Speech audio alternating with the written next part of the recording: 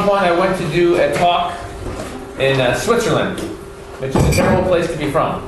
Sorry, Swiss people, but brutal. And I was, it's a bunch, terrible place. It's a bunch of girls who are not particularly attractive or interesting who believe that they're supermodels and amazing. And you talk to them and you're like, no. That was Vancouver? Yeah, it's not good. So we decided we're just going to stay. Our friend had this amazing place. It was just a beautiful lake and very, very nice. So we just stayed there. We're like, we're not going to leave the house. Forget this. So we stayed in and we just read books. So I was looking at his bookshelf and I'd read most of the books. You know, he was into community and into self-help as well. And I saw this book. It was just a black book. It just said Mode 1 on the side. And I pulled it out and it was this. Just some eyes. And I was like, what's this? This sounds interesting. And I sat down and I started reading the book. And I read the entire book without ever stopping or getting off the couch. It just sucked me in. I think it's the only book I've ever read in one sitting in my life. I've never read a whole book without getting up ever. Okay, I just went, it was awesome. And it totally changed the way I look at women and dating and everything. It just blew my reality. And so when I decided to put on an event that was about being direct and honest and upfront with chicks, and as men, I remember thinking to myself, I wonder if I could get Alan to come speak. And everyone was like, nah, he's a real book author. You're not going to get him to come down. I was like, no, I'm going to try. I'm going to contact him. I'm going to share my vision. I'm going to tell him what I'm doing. And you know, he'll like it. He's got to be able to, you know, he'll see it and he'll want to be part of it. And there he is!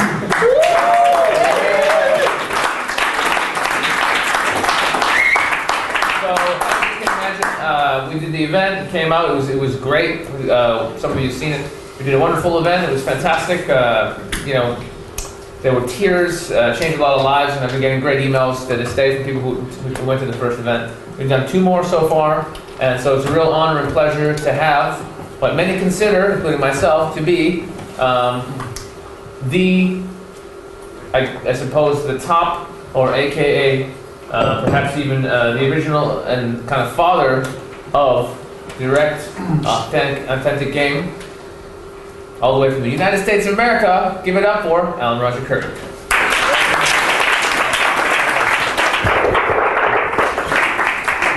Thank you, Sasha. First, I'm glad to have all you guys here. It's Saturday, you guys can be doing anything, but you're here, and I appreciate that. I got much love and respect for Sasha because I'm one who believes that if you want to leave an indelible impression on life, you got to think outside the box. And Sasha definitely thinks outside the box. He doesn't follow the herd. He's his own man. He's a visionary. He's always looking 5-10 years ahead. And the fact that he created this event that started in London, and this will be now the 4th installment, I think it's a great event for a lot of guys. I've been getting a lot of great feedback from the previous event from guys, and I'm happy to be here. Matter of fact, I'm really happy to be here because I was telling the guys, these guys were taking pictures with me before I spoke. They were buying my books before I spoke. That rarely, if ever, happens. It's usually after I finish. Raise your hand, and you won't hurt my feelings. Raise your hand if you're like, before you came here today, you were like, who the fuck is Alan Roger Currie?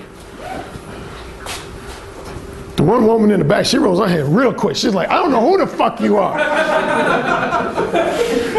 Sasha just said there was some black guy in his crew, and that's all he said, and that you talked a lot.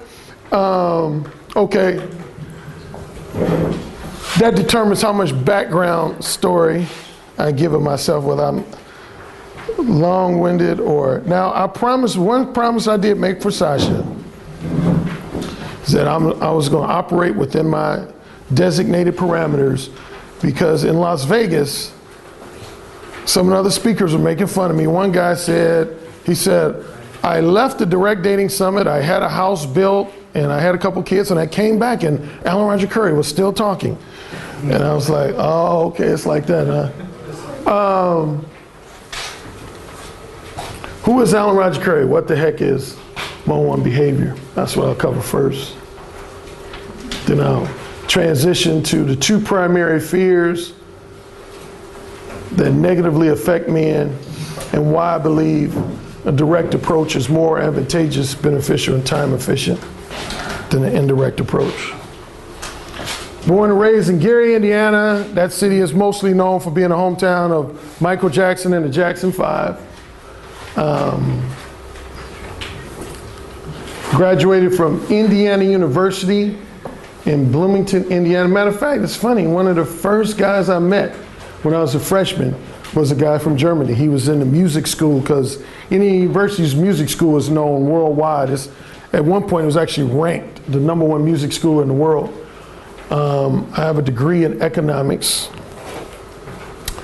The starting point, I'll try to condense this because, again, a lot of you guys are already familiar with me and you probably know a lot of my backstory. Anybody in here know about the infamous grocery store story? Anybody? Well, Johnny Supporter, he does. He's a fellow speaker. Anybody else? Okay, well, then I can tell that story. Because you could say that's the reason why I'm speaking here today, is because I got my dick sucked in the grocery store. And, I mean, I'm real serious. That was the turning point in terms of me sharing my knowledge and wisdom with other people. What happened was, well, technically the first starting point was the summer before my freshman year in college. I saw this porno movie called Talk Dirty to Me that featured this legendary adult film actor. He's now passed away. His name was John Leslie. And he played this character, like a slacker womanizer. And you can say he was Mo 1. His character was Mo 1. He would just go up to women, and within the first 5 to 10 minutes of conversing with them, he'd tell them that he wanted to fuck them. And at that time, when I saw that, that was mind-blowing to me. I was like, whoa. You can't just walk up to a woman you don't know and just tell her you want to fuck her. Get the fuck out of here. And my older brother, he was like, dude, don't pay attention to that. That's a movie. Now fast forward to a couple of years into my college career, I was starting to get some complaints from women. And this is where I'm going to contradict my fellow speaker. Now, he said a lot of things I agree with, bad boy. He said a lot of things I agree with. But the very last thing he said at the end, I don't know if he was saying it jokingly or seriously, when he talked about don't let a woman know that you just want to fuck casually until after you fucked her.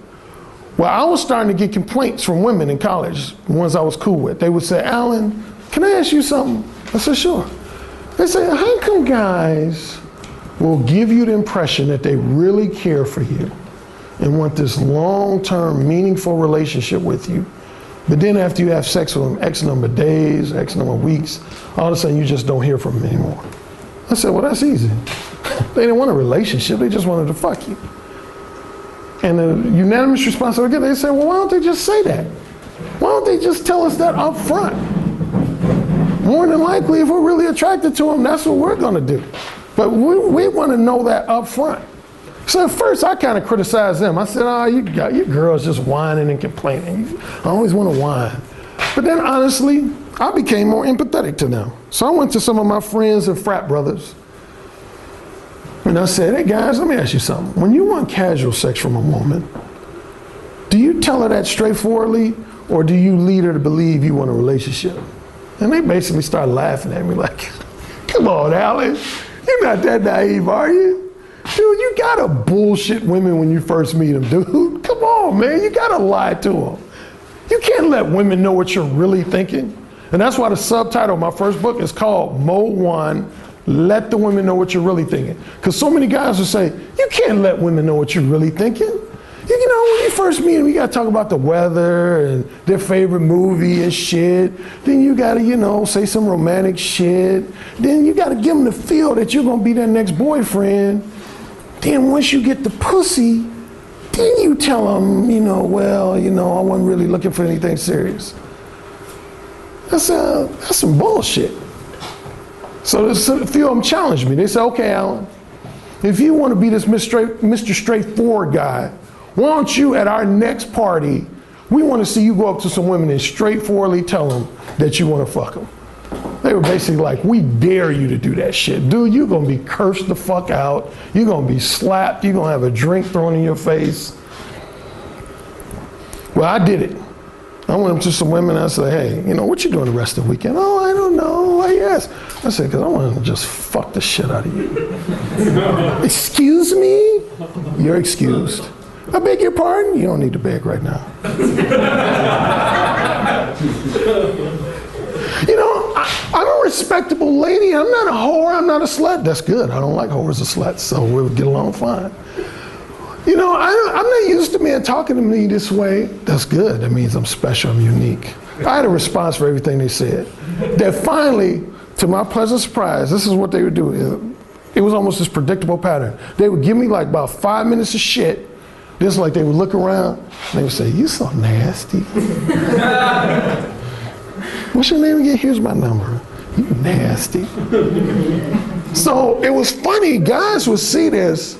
And what a lot of guys were seeing, say they were a few feet away, they would see me approach a woman and they would initially see her going off and they would start laughing like, look at Alan over there, he's crashing and burning. Next thing you know, some of these women, I would start tongue kissing them, or at minimum, they were writing down a number and my friends would be like, what the fuck? So they was like, dude, you were telling these women you want to fuck them, right? I was like, yeah. They was like, okay, how did you do that though? How did I do what? I mean, they looked like they was cursing you the fuck out one moment. The next moment I saw them smiling, I saw them laughing. I want to know what you did to transition, to get their demeanor from a negative, adverse. I said, I don't know if I did anything other than I just remained very cool, calm, collected. I didn't freak out on them freaking out. I didn't get theatrical in response to them being theatrical. And I stuck to my guns, everything I said. And the women who were really interested,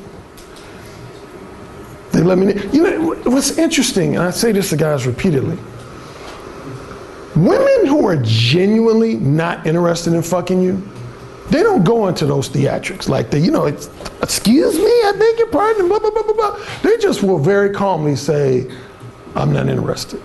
They'll usually even compliment your approach. I've had women say, God, I love how bold and straightforward you are. I gotta let you know I'm married, or I got a boyfriend, or just simply I'm not interested, but I love your approach. But the 90% of women who do all that theatrical shit, and I'll get to this term later, but they're what I call pretenders. Those are pretenders. So anyway, I started developing a reputation on IU's campus. Guys would be like, man, you know Alan Roger Currie?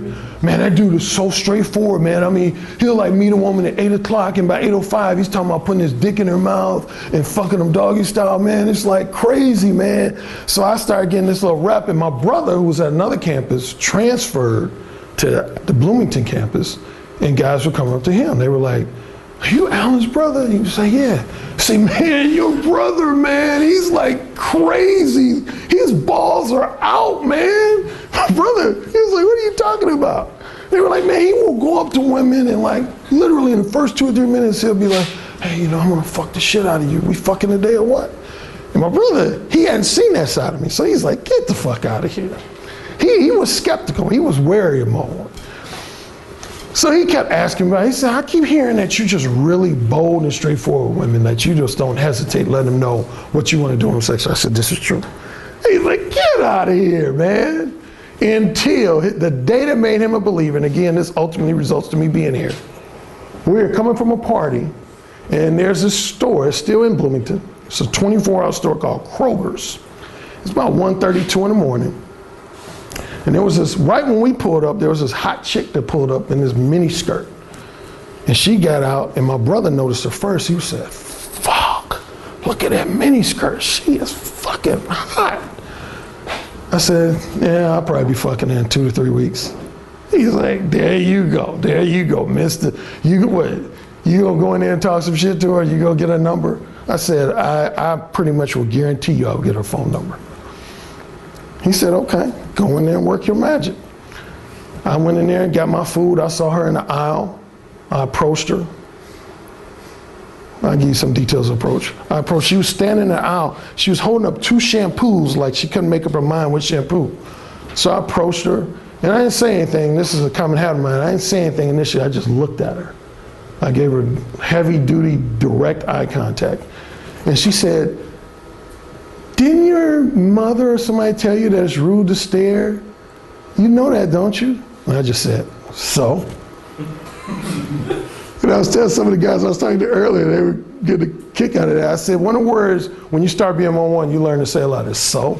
I said that to so many women, but I told her, I said, so? And she said, you're a piece of work. I said, yeah. And she said, well, why don't you help me pick these shampoos? I can't make up my mind. I said, whoa, whoa, whoa. Do I really look like I give a fuck about women's shampoo? I said, look at me and please answer that question. She said, you're really a piece of work. So this is where she opens the door for me. She said, okay, since you don't want to help me with my shampoo, you must be thinking about something else. What's really on, what's your name again? I said, Alan. She said, what's on Alan's mind right now? I said, leaning you up against a wall and sliding that mini skirt up and fucking the shit out of you. Oh my God, I don't believe you said that. Oh my God, no man has ever said anything like that to me before. I was like, and? So we, exchanged a few other comments. Anyway, we start tongue kissing. And she said, it feels like you happy to see me, because she could tell my dick was getting hard. And I said, yeah, you got my dick real hard. She said, oh, you just saying that. I said, oh, that sounds like an invitation to show you. And she kind of said something to the effect like, you're not bold enough to show me in here. She didn't know Alan Roger Currie. Right there in that aisle at 2 o'clock in the morning, I unzipped my pants and pulled out my dick. And she was just like, wow, you actually pulled it out. Then we tongue kissed some more, and then I did the gesture thing. I softly put my hands on shoulders as if to say, get on your knees. And she complied. She started sucking my dick in the store. And she would have finished in there, but the stock boy who was walking by, whoa, what the fuck? Get the fuck. And of course, she freaked out. So she gives me the keys to her car. Now, she don't even know me. I could have been a car thief or something. She gives me the keys to her car. She says, wait for me. She describes her car, but I said, I already know what car you're in. So she gives me the keys to her car, and I walk outside. I act like I'm going back to my brother's car, and then I just stop. And my brother looks at me like, what the fuck you doing? And I go like this and point at her car. And my brother's like, no way, get the fuck. So he sees me, I go and sit in the passenger seat. She comes out about 6, 7, 8 minutes later. He could see us, because he was 3 parking spaces away. We might have talked for like 30 seconds, then he just saw her head drop in my lap, and she finished sucking my dick. And he was over there, I can't do his impersonation that I would do him just, but his face, he was freaking the fuck out. He was looking like, what? Like, how did you pull this shit off? So anyway, when it was all done, he said, dude. He said, bro. Okay, he said, I was a skeptic. He said, I am a believer now, dude. He said, you did not know this woman before tonight. I said, no. He said, you just went in there, you talked some shit to her. And I said, yeah, she was actually sucking my dick in the store. And then she finished. It's like, what the fuck, man? I mean, what'd you do? You start talking about groceries? I said, no, dude, I skipped all that shit, dude. I just got to the point. He said, so let me understand, you just go up to women and you immediately get to the point that you want to fuck them, and they're not like slapping you or cursing you out. I said, I've never been slapped. Sure, they have some harsh words sometimes, but I don't trip on that. And anyway, that's when he said, dude, you got to put this on paper. He said, if you're getting results like this, you have got to put this on paper. Number one, you got to teach me how to do this shit. And he said, I think you could help some other guys learn how to be as bold and straightforward as you are. And for years, probably to my detriment, I resisted that invitation. I was like, dude, this is something that works with my personality. I ain't sharing this with nobody else. Fuck that. And he kept bugging me. He said, come on, man. Just write something again, first for me, and then that you can share with other guys. I said, I ain't trying to share this with other people. I mean, if they want to watch me and try to imitate me, fine. But I'm not doing no formal document or anything. But then fast forward to the mid-90s, he was working in San Diego, and he had about 8 to 10 guys that he said would always ask him for dating advice. And he would always tell me, he said, man, I give them my brand of dating advice, but then I always inevitably tell them stories about you.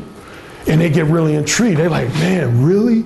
Damn, your brother did. He said, what? And he got what result? Fuck, man, can your brother come down and like talk to us?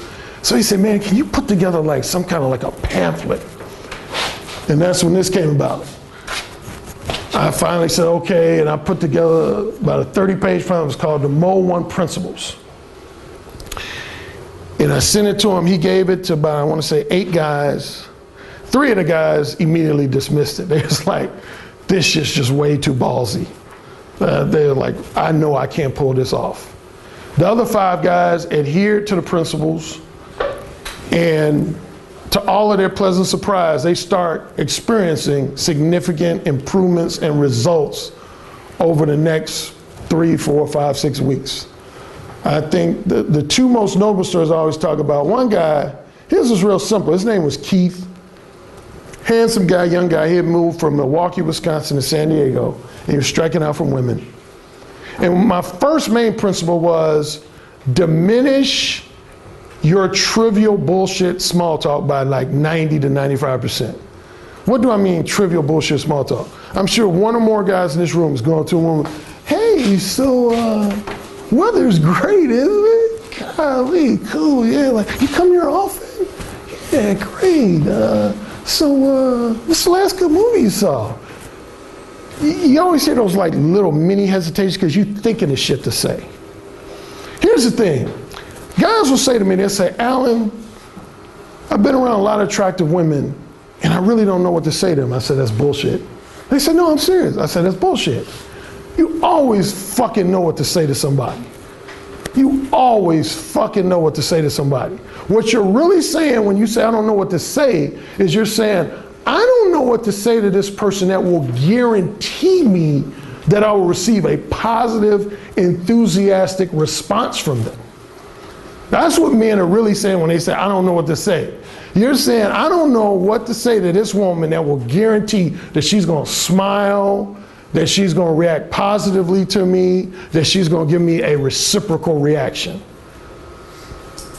But anyway, going back to that principle, I said, yeah, cut down small talk. So this guy, Keith, he said, man, I was a major small talker. But after reading my pamphlet, he was just going up to one, he said, hey, you know, you're fucking hot. We need to connect in the next week or 2. He said most of them were like, okay. And he said, he was like, fuck, is this easy? The fuck? Then another guy, this story is more interesting. This was a guy, think of the shyest guy you know, multiply him by 5, and then that was this guy. He's another worker of my brother. He was totally shy around women, but he kept reading my pamphlet. My brother said he must have came to him like every other day, like, my brother's name is Steven. He said, Steven, you think I can pull this off? My brother was like, sure. But he kept saying, no, because he was the type that was scared to just say hello to a woman. Anyway, he had a crush on this woman that worked in a mall. I didn't see her, but my brother said she was pretty hot. And he went up to her. It was funny the way he described the story to my brother, and my brother related to me. He said externally, he tried to have the demeanor of Sean Connery as James Bond. But he said inside, he was like Pee Wee Herman. He was like, please don't insult me, please don't criticize me. But he said he approached the woman, he said, I have no doubt in my mind that you want to share my company in the next couple of weeks.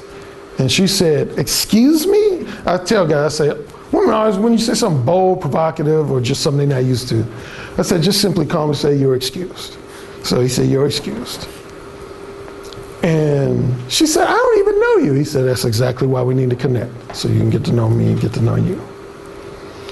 So she said, well, I don't usually go out with guys that I don't know. He said, well, I don't want you to do what you usually do, because then you compare me to everybody else. He said, I'm unique.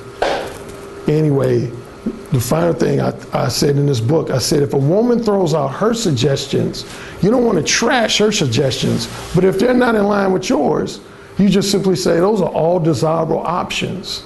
But my more preferred option is, and that's what he did.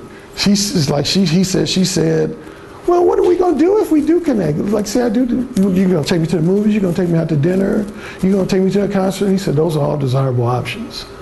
But my more preferred option is to come over to your place, when you come over mine, we watch a movie, give each other a mutual erotic massage, and then we just do what a man and woman naturally does. And he said she freaked out. What? Are you crazy? Are you some kind of creep? I mean, you don't even know me, blah, blah, blah, blah, blah, blah, blah. And now he admitted to my brother, he said at that point, he was that close to apologizing and said, oh my God, you know, I didn't mean to say this. You know, this guy worked for, his brother wrote this book, and like he told me to say all this shit, and like, golly. And he said he was that close, but that was one of my other principles. I said, once you say something bold, provocative, X-rated, whatever, don't ever, and I get a lot of blowback from this, but don't ever apologize for it. If you feel like you gotta apologize for something, then don't say the shit. It's as simple as that. Don't let it come out your mouth. But, because if you say something bold and then you apologize for it, how does that make you look? Without me telling you, how does that make you look? She'd be weak. Weak. Makes you look like you're pretending to have balls, but you really don't. There's no quicker way to turn off a woman than to make her, let her know that you're just pretending to have balls, but you really don't. Matter of fact, well, let me finish this guy's story. So anyway, long story short, she ended up, she said, you know what? I'm gonna take a chance. Your approach is totally different, but I have to say in a way it was refreshing. They not only connected, 11 months later, they were engaged. They still married, so far as I know, to this day. So that guy and the first guy I told you about came to my brother, they was like, man, tell your brother to turn this into a book. This shit's gold. This shit is like just, it's totally changed my social life. Now, a quick segue to another story. I had another guy that I was helping out, a friend of mine, and this goes back to about pretending to have balls. He was like, Alan, man, I've been saying a lot of stuff to women that I think is, you know, bold and provocative, but man, I'm just striking out left and right. I said, well, give me examples of what you're saying. And he would give me some examples. I said, okay, yeah, that's pretty bold. I said, but what? Just nothing. And he said, yeah, some of them, you know, they might giggle or some had negative reactions, but I said, well, I'm gonna hang out with you, I'm gonna watch you. So I watched him. Immediately saw what his problem was. He would say bold shit, like he might walk up to him and say, yeah, you know, we need to connect so I can just fuck you real good. But if they got theatrical, he said, oh, I'm sorry. I didn't mean to say that, golly, what am I thinking? I was so rude. I didn't mean to make you feel uncomfortable. He was dead meat in the water. See, men think that is the gentlemanly thing to do, but again, you don't want to ever pretend like you got balls, only to acknowledge later that you really don't. So I said, dude, you only got one adjustment you need to make. Stop fucking apologizing. Stop that. He said, but man, I don't want these girls to think I'm just, you know, a complete asshole.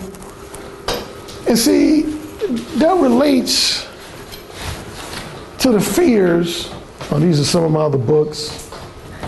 Most of my primary books are on Amazon. You go on Amazon.com and BarnesandNoble.com. Again, this is the book I have here. Ooh, say it again. My latest is this. I'm going to be mainly talking about stuff to do with the possibility of sex tomorrow, at tomorrow's session. I host 2 internet radio shows. I host one called Upfront and Straightforward with Alan Roger Currie. It's the #1 most listened to show under the category of dating and relationships on the Blog Talk Radio Network. And I host a show called The Erotic Conversation. Matter of fact, if you're listening to a couple episodes of Erotic Conversations, that's all female guests. And we're talking about fucking, I've talked about the whole direct, indirect with them. And like this one woman, well, I'll talk about her when we talk about time wasters tomorrow, but she said something interesting. I do one-on-one coaching sessions in basically 3 formats. I do a 4-hour half-day session with guys. I've done a 7-hour full day, and then I do a full weekend, which is like 4 hours one day, 8 hours another day, and then 3 or 4 hours another day. Then as well, I've done Skype consultations with guys in probably like 20 different countries. Four modes of verbal communication.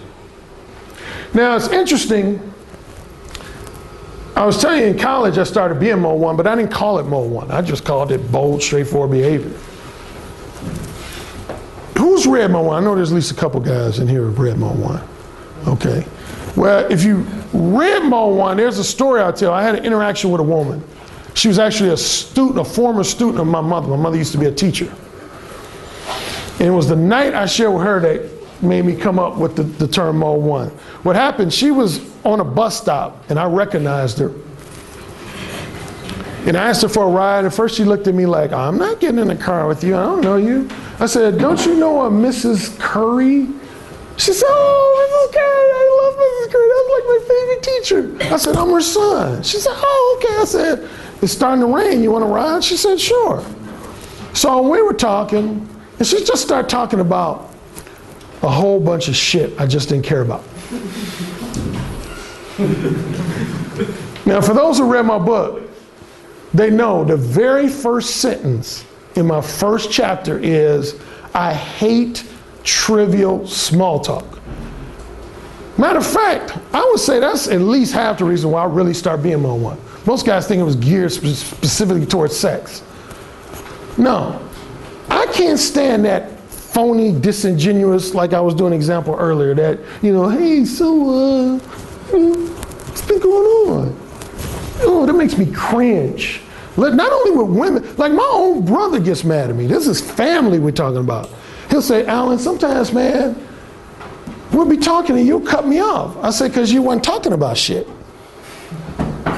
His attitude was like, well, I'm your brother. I'm like, dude, man, if you're talking about something specific, something that's relevant, then you got all ears from me. But I don't like when people call me and they'll just be like, you know, hey, so Alan, so, you know, what's up? What's going on?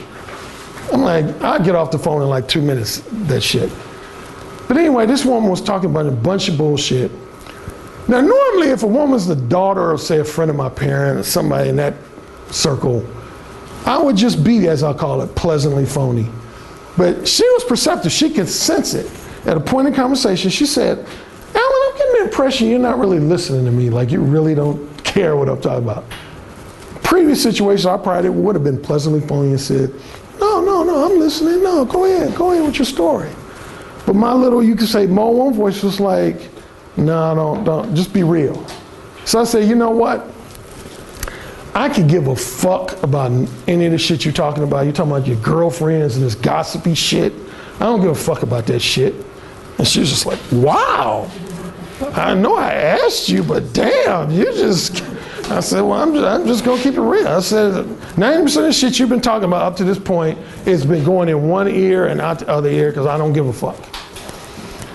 So she said, similar to the woman in the grocery store, she opened the door for him. She said, so, okay, what do you give a fuck about? I said, finding somewhere to slide those black leggings you got on down to your knees and fuck the shit out of you. And she said, what? What did you just say? Why do women do that? Why? What's at least one of the reasons why a woman would go, what? What did you just say? What do they want you to do? I already gave you hints. What do they want you to do at that point? Apologize. Yeah. That's what I call a testing your balls reaction. They're like saying basically to you, are you telling me you got the balls to say some shit like that to me? You better not. They go to bully mode like, you better not have the balls to say nothing like that to me. And they expect you to go, oh, I'm sorry. I didn't mean to say that. I didn't mean to say something that provocative or X-rated. That's what a lot of them are waiting for you to do. They waiting for you to back down. Like this friend I was talking about, he would do that. He would back down. Do you know as soon as I told him to stop apologizing, I didn't hear from him for about roughly 3 weeks. Then all of a sudden he called me up. He said, dude. I was like, what?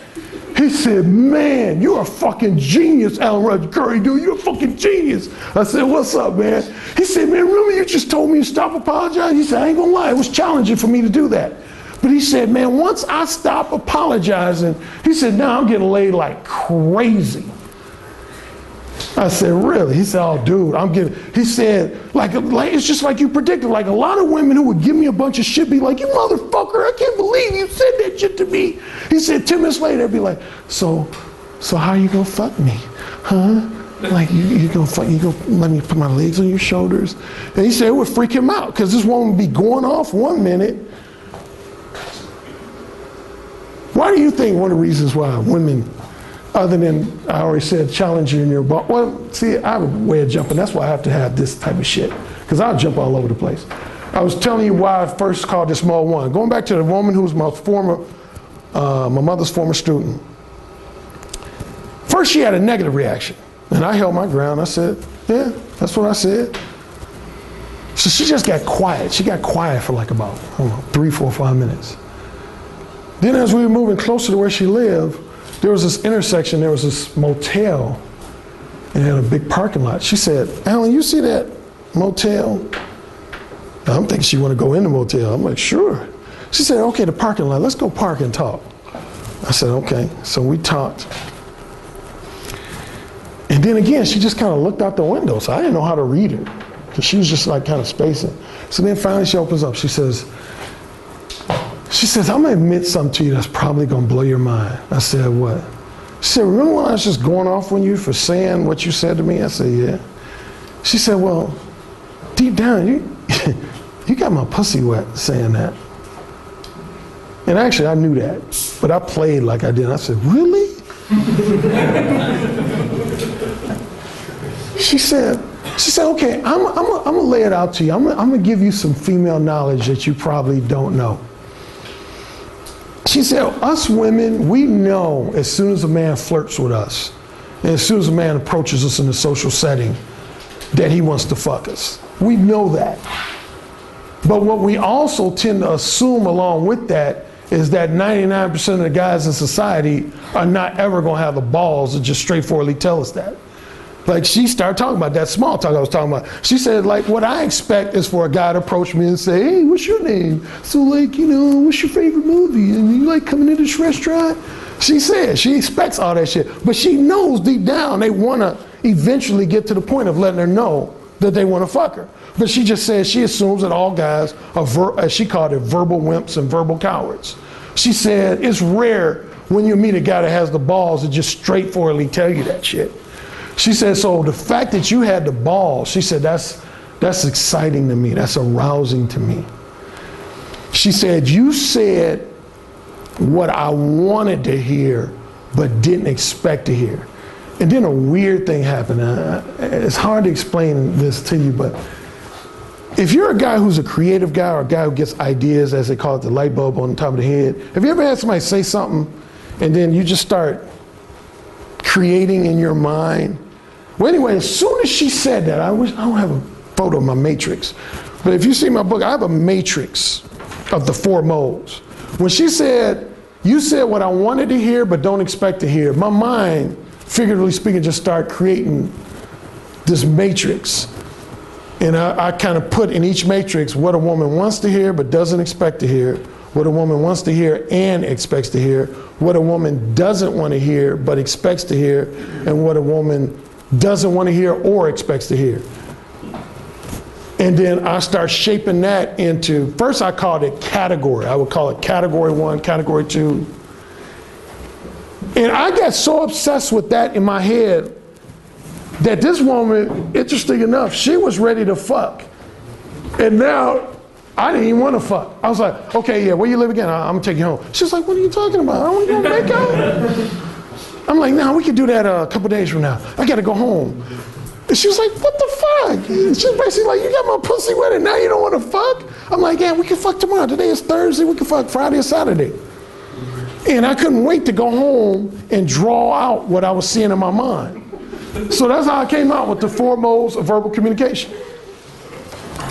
And I'll start with mode 3 behavior. Mode 3 behavior. All of the modes I feel are predicated on something. Predicated on something. Mode 3 behavior is predicated on your fear of rejection and your fear of being indefinitely ignored. You don't want to be rejected. That one single fear just inhibits so many men's behavior. I don't like rejection, but I'm not afraid of it. There's a big difference. Like Michael Jordan, he said something interesting, similar. I remember I was reading an interview with him. He said, I hate losing. I hate losing. But he said, I'm not afraid to lose. He said, because when you become afraid to lose, you stop taking risk. He said, like, you'll be afraid to take the game-winning shot because you're afraid if it doesn't go in, you're going to have to experience loss. He said, again, I don't like to lose, but he said, you cannot win if you're afraid to lose. Similar baseball players have said that about home runs. They say they don't like striking out, but their attitude is you cannot be afraid of striking out because otherwise you won't ever hit a home run. If you just stand the plate holding the bat, never swinging or swinging real timidly, you ain't gonna knock the ball out the park. So I'm not afraid of rejection, but most men are. And so how does that affect their behavior? When you're afraid of rejection, it leads to you becoming dishonest with women, disingenuous, insincere, cowardly, misleading, and manipulative. Two probably most common examples of mode 3 behavior would be a guy who's interested in dating a woman, but he pretends like he's just content with being her platonic friend. How many guys, be honest, how many of you guys have done that at least once? At least once. That was almost every hand in this room. And that's what I would predict. Because I've done it before when I was younger. Most guys, to this day, I know a number of guys who do that.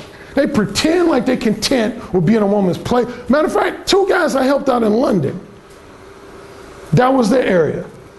I had this one guy. He was like, Alan, man, here's my thing. I get this one woman. She's my friend. And I said, wait a minute, before you go on, did you choose for her to be your friend or you just kind of accepted that role? And he didn't want to answer me because he knew what the truth was. But then he said, okay, yeah, I accepted that role. I said, why'd you do that? He said, I don't know, I guess she didn't, I wasn't thinking she was really interested. I said, okay, go on. And he said for about 1.5 years, 2 years, him and this woman had been operating as friends. But not only was she treating him like a, as I call it, a play brother, but this is what I say is the worst, is when you become a woman's male girlfriend or empathetic listening ear. If a woman feels so comfortable with you as a friend that she's telling you about other guys' dick she sucked and other guys she's fucked, what the fuck are you doing allowing that shit? I mean, seriously, that's some bullshit. I would never listen to a woman that I was attracted to talking to me about sucking some other guy's dick and she ain't sucking my dick. I would cut that conversation off so quick and make her head spin. That's what I told this guy. I said, dude, quit allowing yourself to be her fucking play brother. Don't listen. I said, the next time she brings up some shit about another guy she recently fucked or wants to fuck, look her dead in her eyes and say, do I really give a fuck about your sex life with other men? He was like, mate, no, you're gonna make me look like a cad. I could never say that to her. She's a good friend. I said, she's a good friend. He said, yes. I said, you love the friendship. He said, yes. I said, then why are you talking to me? A question I asked the guys in London that got them quiet for a stretch. I said, how many of y'all consider yourself a well-mannered gentleman? Like 90% of guys rose their hand. So how many of you guys consider yourself, a nice guy? Someone that women says nothing but great things about. Again, vast majority of hands went up. I said, how's that working out for you? And the guys was just sitting there like, damn. Fear of rejection makes you just become a full of shit person.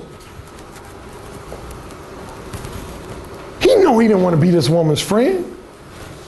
He knew he didn't want to be this woman's friend. He definitely didn't want to hear about her talking about fucking other men. Anyway, skipping over some details, he resisted for a while taking my advice, but finally, sure enough, the next time they had lunch, she started bringing up a guy. She's like, yeah, this guy recently slept with, he doesn't call me back, but every time I fuck him, I never hear from him. Let's stop right there. Now this guy I'm consulting with, he's the friendly guy, right? He's nice, he's a gentleman, right? Now she's not giving him any pussy.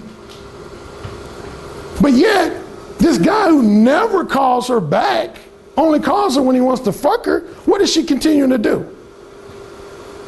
He's fucking her. You think the guy who was fucking her cared about being called an asshole? A cad, whatever? You think he cared about that shit? See, that was one of my first epiphanies that led me to Mo One. Is that a phrase I tell guys repeatedly: positive reactions are overrated and negative reactions are misleading. Remember that. Positive reactions are overrated, negative reactions are misleading. And what I mean by that is that when I think of women in my life that I've interacted with in my life that had nothing but good things to say about me, the type of women that would say, oh, Alan, he's a sweetheart, he's a great guy. Those are the women who's never sucked my dick. My dick has never been in a pussy. Might be one or two exceptions, but most women who had nothing but good things to say about me, those are my platonic friends. I ain't never fucked them. But the women who had at least one, if only one, lighthearted, minor criticism, like, Alan, you're so cocky. Alan, you're so full of yourself. Alan, you could be an asshole at times. Alan, you could be a jerk at times. Those are the women I fucked. So mode 3, that's what it do. So the example number 1 again was pretending to be a woman's platonic friend or be content with being a platonic friend when you really want to date her or have casual sex. The other one was the one I touched on at the beginning of the presentation. Giving a woman the impression you want a long-term, emotionally profound relationship when you know you just really want a one-night stand, a weekend fling, or some other variation of casual sex. Why would a man not be straightforward about that? Because he's afraid of what? Rejection. Most guys, I've had too many guys admit this. I say, why aren't you straightforward about the fact you want casual sex? Well, I guess mainly because I feel like the woman won't give me casual sex if I'm straightforward about it. And I'm like, okay, that's not necessarily true, but let's say it is true. Let's say she won't give you sex. So? I mean, really, so? I met a woman, a young lady, she's somewhere in here, who told me she was a vegetarian. Imagine if you were a vegetarian, you went into a restaurant that said they were a vegetarian restaurant. And you just start eating some food and you start having a fucking allergic reaction to some shit. And you say, fuck, was there some meat in here? Was there some shrimp? And the guy says, oh shit, I forgot, yeah, there is little microscopic pieces of shrimp in there. I'm allergic to shrimp. Why didn't you tell me that up front? Well, I didn't want to tell you up front because I thought you wouldn't eat here if I tell you up front. So I tell you afterwards, you know? Would you be cool with that shit? Would you be like, oh, okay. You wanted some business, so you misled me, and I guess I'm cool with that. No, you would curse them the fuck out. You would probably try to sue their ass. And I would feel that way about any food if somebody gave me products that they gave me the impression it wasn't in. That's the same way of dealing with women, man. I know guys, I was telling my sister, there's a guy who came up to me at the first London, and I was asked a question about cheating. Me and this other speaker, we were asked what our thoughts were on cheating. And they said, one said, just simply, what are your thoughts on cheating? The other one said, if you had a girlfriend, you had women on the side, would you be honest and tell your girlfriend that you got women on the side? Now the other speaker, I think his main response was, he said, a gentleman doesn't tell. If that's his thing, more power to him. And you know, when you hear multiple speakers, you're gonna hear somebody say something that's contradictory to me. It's all about what resonates with you. I just can only tell you my truth. But what I told the guys is, I said, number one, I don't believe in cheating. And I don't say that from a self-righteous standpoint, but I just say, if I know I want to fuck multiple women, I tell each woman, I don't tell them names, but I'll tell the woman, I say, hey, I gotta let you know, I'm playing the field right now. I'm not trying to be monogamous. I'm not trying to have anything emotionally profound. But I'm gonna let you know, you might see me out socially with another woman. I don't want that to freak you out, because I'm seeing other women. And I let them tell me. If they cool with that program, then we proceed. If I know they have a major reaction to that, then I'm like, okay, we're not dealing with each other. Anyway, this guy comes up to me and tells me he was very emotional, like he was going to cry. And I was like, wow, what did I say that got you to this point? And he said his father was cheating on his mother with a married woman, and the husband found out and came over and shot his father in front of his mother and his siblings. Imagine going the rest of your life with that memory and shit. And you know, some guys have accused me of fear mongering. They say, oh, you're fear mongering with stories like that, man. Like we're gonna get shot in the head because we cheated on a bitch. You might. I ain't saying that definitely will happen, but I'm not gonna say, like a guy in Vegas tried to challenge me. He said, Alan, I read your book. I didn't read it with a fine-tooth comb, but he said, I browsed through the major concepts. He said, the problem I had with your book, Alan, is your book you try to attach ethics with getting laid. He said, there are no ethics to getting laid. When it comes to getting pussy, you just get some pussy. And a few of the guys around the table started laughing, like, yeah, that's what we talking about. You just get laid. I said, you just get laid. He said, yeah. I said, no ethics, huh? He said, no fucking ethics. Those don't go in the same sense. I said, damn, you know what? You're right, dude. Why don't we and you go out this afternoon and find a 14-year-old hot number and just take turns fucking her? Just gangbang her ass. He said, what? 14, man. I ain't fucking no 14-year-old chick. I said, why not? But you got some age-related ethics and shit? Of course, he was like, touche. I said, okay, maybe that was extreme. Why don't we find a woman that's of age, 21, 25, and you distract her, and then I'll put some date rape drugs in her drink while she's not looking. He's like, man, that's fucked up. I was like, what you talking about? It's about getting laid, right? It's about the pussy. You got some ethics related, some drugs and shit? Some fuck. Again, by the time I had finished with him, most of the buddies as cheerleaders got up from the table and walked away. And of course he ended up acknowledging. He said, okay, I see your point. He said, me and you don't have the exact same ethics, but yes, obviously, I guess I do have ethics. I said, we all do. Some of you guys in this room might not ever have the same ethics that I have. But that's my ethic. My ethic is I'm not trying to bullshit a woman into bed. I'm not trying to make a woman feel like I'm gonna be her new boyfriend or her future husband in order to get some pussy or get my dick sucked. If I just want my dick sucked, I'm gonna tell a woman, I just want my dick sucked. If I just want casual sex, I'm gonna tell a woman, I just want casual sex. Now, if I think there's a possibility more, I'll leave that door open. Like I might tell a woman, right now, I don't want anything serious. But if our chemistry develops to the point where it's so outstanding that I really enjoy your company, you know, I might want to upgrade it to a monogamous relationship, which I have done before. But I don't like to, as I call it, go in the side door or the back door. If I want casual sex, I'm going in the front door. But anyway, so this is mode 3. Mode 2, that's a guy who's not so much afraid of rejection, but he can handle, for the most part, being rejected, but he can't handle being criticized or insulted, like those theatrical reactions I was talking about. He doesn't want a woman to call him an asshole or a jerk and all that stuff. So some of the characteristics of a mode 2 guy would be he becomes very flattering, entertaining, friendly, accommodating, agreeable. That's not all bad. That's not all bad.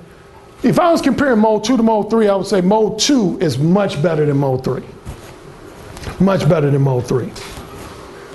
The main weakness of mode 2 though, to give you one quick example would be, let's say you went up to a woman in a nightclub and you did all that small talky shit and you were real friendly and, I'll give you an example. I'll give you a real life example. I was just telling a couple guys, God wrote me, I receive emails and testimonies all the time. This guy wrote me, and he lived in this flat with 2 buddies. And they went out to a nightclub, they wanted him to go, but he decided to just stay back at home. They came back with 2 women, and he said he noticed his 2 roommates was engaging in all that trivial small talk. Now on the positive end, they were making them laugh. The girls were laughing at everything they said, and saying stuff like, you're so funny, oh my God. But one woman left about an hour after she got there. Then there was 1 woman remaining. Then they continued with the small talk. And so this guy who had laid back, he had read my book. So he said to himself, well, I'm gonna put mode 1 in play here. So first, his first objective was to encourage his roommate to be more mode 1. He said he wanted to his roommate, like, dude, you know, you engaging in too much small talk. You need to get straight to the point and let her know the reason you brought her back here is because you want to fuck her. And the guy's like, no, man, she's going to call me an asshole, man. She's going to call me a jerk. I can't have that. You know, she'll tell all girlfriends that I was just like this horny jerk and shit. He was like, but why'd you bring her back here? Did you bring her back here for laughs and giggles? So anyway, they continue talking. The woman says she got to go. He could tell the woman was starting to lose interest in the conversation. So before she got ready to go, he tapped her. And he said, hey, I just want to let you know, I think you're very attractive. I think you're very sexy. And I would love to take you in my bedroom right now and just bang the shit out of you. What do you think she did? What? What did you say? She was testing his what? Say no, balls. Say she was testing his balls. Testing his balls. Say it again, everybody. Say it again. Matter of fact, you'll realize that those 3 words are my favorite words. Say it again. Matter of fact, that's what the book is called. Say it again. She was testing his balls. Okay, thank you. But what did he do? He held his ground. He's basically like, yeah, I said it, and. So at first she left. She acted like she was leaving. She went to the door. He said, she came back. She said, now what is your name? I met your 2 friends. What is your name? He said, why you want to know my name? He said, I'll tell you my name while I'm banging you in my bedroom. And again, she was like, you know, you said you some funny stuff. You did the So then she got ready to leave again. Now this time, the second time, he said she did leave, but then she came back like a couple minutes later.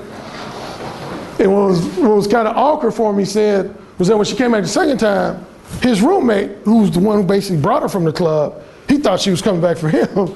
And she said, oh, hey, no, actually, I want to talk to him. I'm so sure he ended up fucking her. He didn't even go to the club. He didn't pull her from the club. But yeah, he was at home. And he fucked her.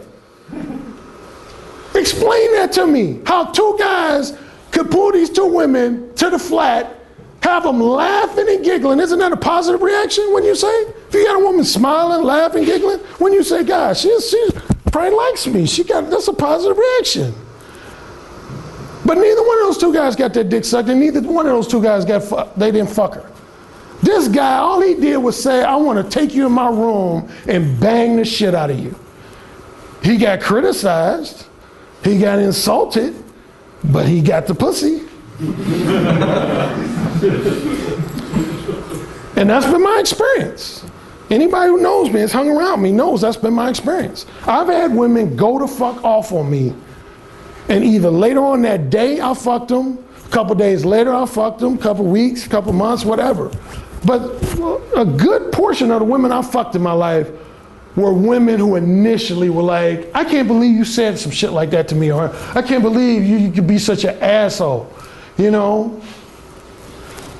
So the mode 2 guy, if you're mode 2, if that's your thing, you just have an aversion to having provocative conversations with women, and you're really thin-skinned, and I tell guys honestly, I say, no, don't try to be mode 1. If you're a really thin-skinned guy, and you're really sensitive to adverse reactions and criticisms, do not be mode 1, because it's not going to be for you. And I just keep it real with the guys, because there's some guys who honestly, in Las Vegas, there was these 2 guys, they were like, hey man, we want to be mode 1. They were from USC in California. They said, we want to be mode 1, but we don't want to get a reputation on campus, you know, for being like, you know, horny assholes and horny jerks. I said, okay. I said, how long in the rest of your life are you going to go proceed in life allowing other people to dictate how you behave? And they sat there rubbing their chins. That's the thing you got to ask yourself. How long in life you going to go through being scared of criticism the way a kid is scared of the classroom bully? Oh, I'm scared of being called an asshole. I'm scared of being called a jerk. I'm scared they're going to call me horny. You got to be who you are. That's what mode 1 is really about. It's not, Mo 1 is not a get laid technique. I mean, you will get some pussy, but the ultimate, you can say ultimate objective of Mo 1 is to be your real self. To be your real self. And a lot of people misconstrue that comment when you tell people be yourself. A lot of people confuse that to mean, oh, so you mean I need to act the way I've normally been acting up to this point. No, that's not the same thing. To be yourself doesn't mean act the way you've acted up to this point. Because more than likely, up to this point, you've absorbed so much bullshit social programming that it's totally distorted who you really are. What I try to do is peel away the layers of bullshit programming. So that's, like for example, I get a lot of comments and sometimes criticisms on my X-rated style. Now in my book, I don't specifically tell guys in order to be Mo 1, you gotta use X-rated language. A lot of guys do adopt that, but I don't specifically say that. I'm X-rated because that's who I am as a guy. That's just who Alan Roger Currie is. You know, and I tell guys, if that's not your natural MO, then use PG-13 language. But see, I know for me, I don't enjoy having sex with a woman who doesn't like listening to me talk dirty. So why would I want to fuck a woman if she has a very fucked up reaction to me talking dirty?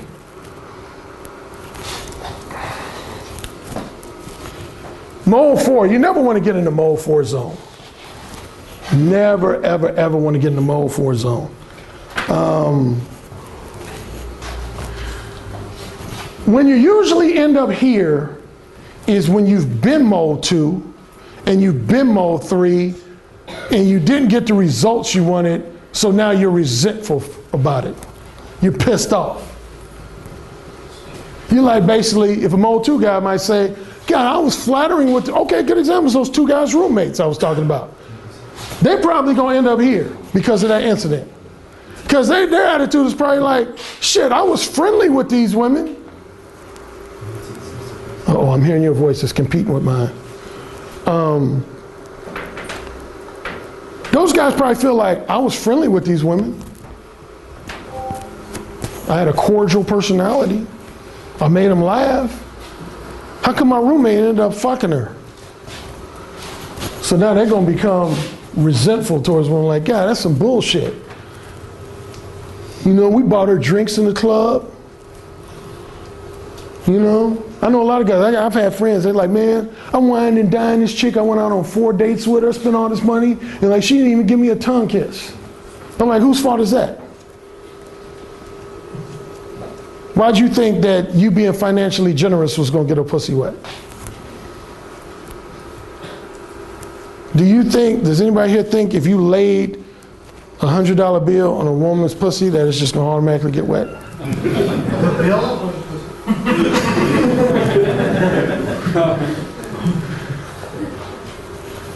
Don't get me wrong, gold diggers, there are women who are gold diggers and gold diggers like money. But if you just left the money in the room with the woman, it ain't like if you came back in the room, the dollar bill's gonna be fucking like, yeah, whose pussy is this? Whose pussy is this? I mean, money ain't gonna fuck the woman. She ain't gonna be playing up with her pussy looking at the, oh shit, damn. Oh fuck, I'm about to come. Shit ain't gonna happen. Mode 4, I always use an example of, what is a misogynist? Anybody know what a misogynist is? Define a misogynist for me.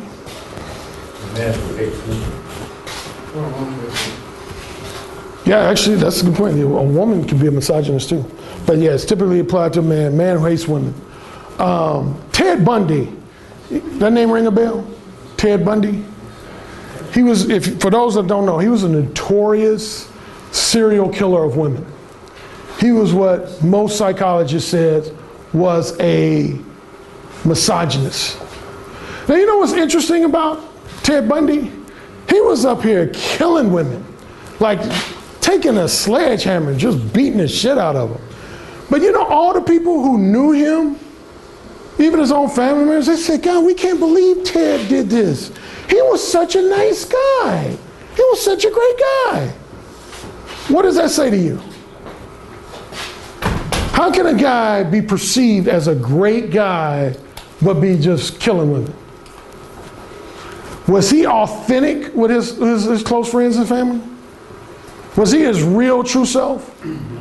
If he was his real true self, his close friends would have known he hated women. But he put on a facade. That's what a lot of us do. Socially, we're interacting with others socially.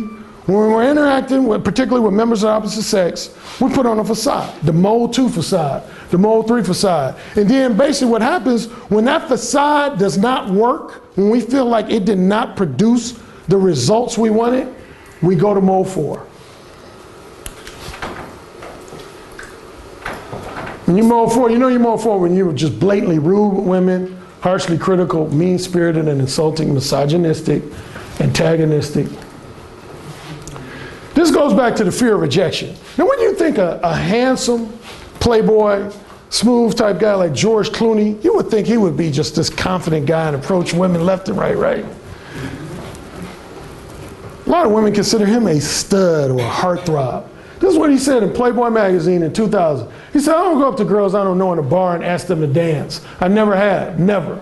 I've never gone up to somebody I don't know and asked them out. I just won't do it and never did because I never wanted to take my ego, as fragile as any guy's, and hand it to some girl so that she could demolish it. To me, it has always seemed like a stupid thing to do. So in terms of like, hey, you want to go out? I don't do it. He went on to basically say that half the reason he wanted to be rich and famous was so chicks would come to him as opposed to him having to approach chicks. George Clooney, man. I mean, I still love Clooney, but I ain't gonna lie, I lost a little, I took away some brownie points when I read that. But I was empathetic because most of my clients are just like him. Why do single heterosexual men want to approach women? And if you get this answer wrong, I'm kicking you out. Because they have all the pussy.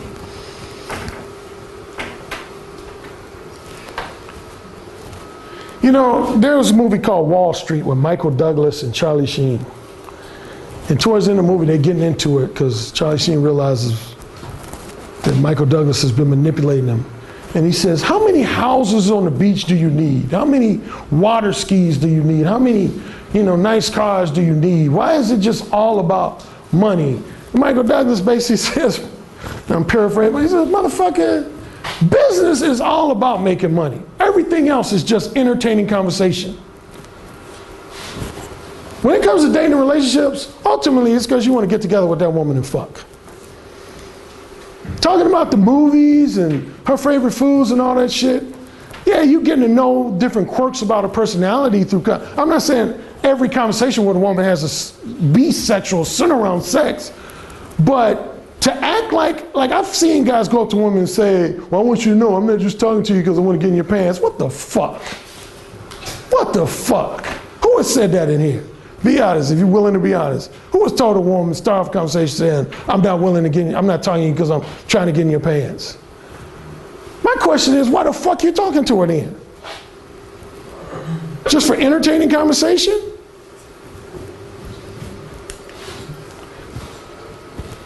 It's not a matter of do we want sex, but it's more a matter specifically of what type of sex we want.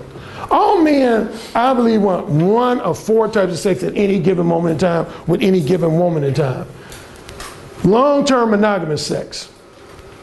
Now this is the type of sex, most men, you still have some guys who are shy and cowardly about letting this be known. But men who are reasonably confident don't have any hesitation letting women know they're interested in this. Why? Because they know most women are interested in long-term monogamous sex. It's the other three categories where men become very fearful. That would be short-term monogamous sex. That would make you what's called a serial monogamous. There was an actor who used to be well-known named Warren Beatty. And that's what the name that they used to always give him. They would say, Warren Beatty is the most notorious serial monogamous in Hollywood. What that means, serial monogamous, he wasn't fucking like 5, 6 women at a time.